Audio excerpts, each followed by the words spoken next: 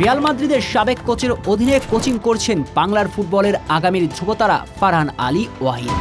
দারুণ এক গর্বের মুহূর্ত রচিত হবার অপেক্ষায় লাল সবুজের ফুটবলের জন্য।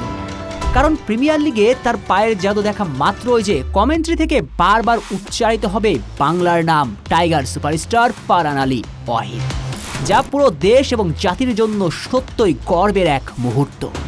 আর বাংলাদেশের জার্সিতে হামজার পাশে ফারহানের মতো তরুণের সংযোজন, দুই চোখ মেলে এখন তো আকাশ ছোঁয়া স্বপ্ন দেখায় যায়, যে স্বপ্নের নাম ফিফা বিশ্বকাপ।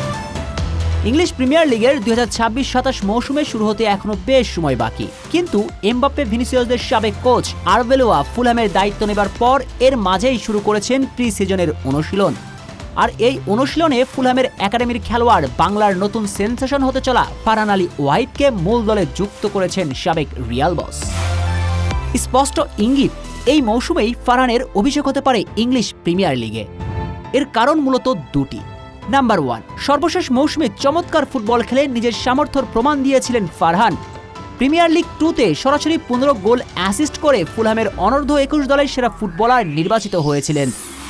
আর এমবাপ্পে ভিনিসিয়াসদের গুরু আরবেলোয়া ফুলহ্যামের দায়িত্ব নেবার পর ফারহানের ইপিএলে অভিষেকের সম্ভাবনা আরও বেড়ে গিয়েছে। কারণ আরবেলোয়ার কোচিং দর্শন বলছে তার দলে তরুণদের অনেক বেশি সুযোগ দেন তিনি, তরুণদের প্রতি রাখেন ভরসা। আর যদি ওই তরুণ ফুটবলার উইঙ্গার হন তাহলে আরও বেশি গুরুত্ব দেন বর্তমান ফুলহ্যাম বস।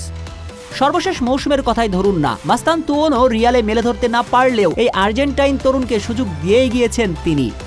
আর ফুলহ্যামের দায়িত্ব নিয়েই আরবেলোয়া তরুণ ফারহানকে মূল দলের সঙ্গে যুক্ত করেছেন। এই দৃষ্টিকোণ থেকে নেটিজেনরা ভাবছে ফারহানের এই মৌসুমেই অভিষেক হতে চলেছে প্রিমিয়ার লিগে।